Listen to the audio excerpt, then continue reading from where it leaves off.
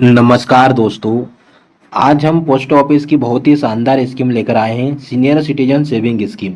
तो पूरी जानकारी देखने से पहले आपको बता दूं कि ये वीडियो सिर्फ एजुकेशन पर्पस के लिए निवेश की सलाह नहीं देता है। पूरी जानकारी पता करिए पोस्ट ऑफिस में जाकर कितना पैसा जमा करने पर कितना ब्याज देखने को मिलता है, कितने टाइम में, सारी जानकारी आपको पता होना चाहिए।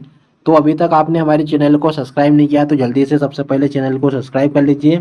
फिर सेशन में शुरू से लेकर अंत तक बने रहिए। तो चलिए शुरुआत करते हैं। Post office senior citizen saving scheme है क्या, इसके बारे में बात करते हैं। तो post office senior citizen saving scheme खास तौर पर रिटायर्ड लोगों के लिए बनाई गई ये सरकारी योजना है। यह स्कीम पूरी तरह सुरक्षित है क्योंकि इसमें निवेश की गारंटी खुद सरकार देती है। इसका मकसद साफ है कि सीनियर सिटीजन को ऐसा निवेश विकल्प देना है जिससे उन्हें रिटायरमेंट के बाद नियमित आय के रूप में इनकम मिलती रहे। ये इसका मुख्य उद्देश्य है। अब आपको आगे ले चलता हूँ कि कैसे क्या लाभ देखने को मिलता है। देखिए, आप एफडी कराते हैं लगभग बैंक में कराते हैं, एसबीआई में, बैंक ऑफ इंडिया, जो भी एचडीएफसी, जिसमें भी आप एफडी कराते हैं तो आपको देखिए इसमें एफडी से ज़्यादा रिटर्न देखने को मिलता है।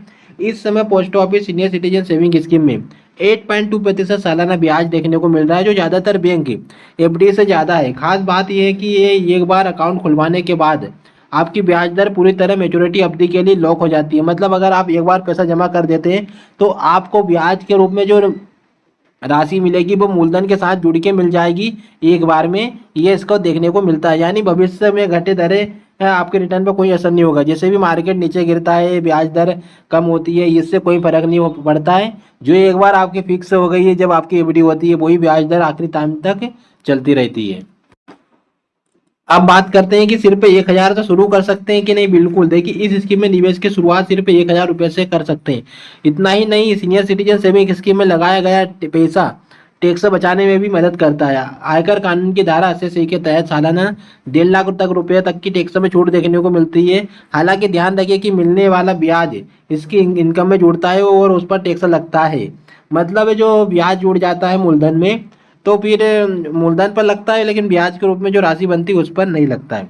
कौन खाता खुलवा सकता है ये अकाउंट? स्कीम में 60 साल उम्र होना चाहिए या उससे ज़्यादा कोई भी नागरिक हो भारतीय, वह इसका लाभ ले सकता है। पति पत्नी मिलकर इसमें ज्वाइंट अकाउंट भी खुलवा सकते हैं।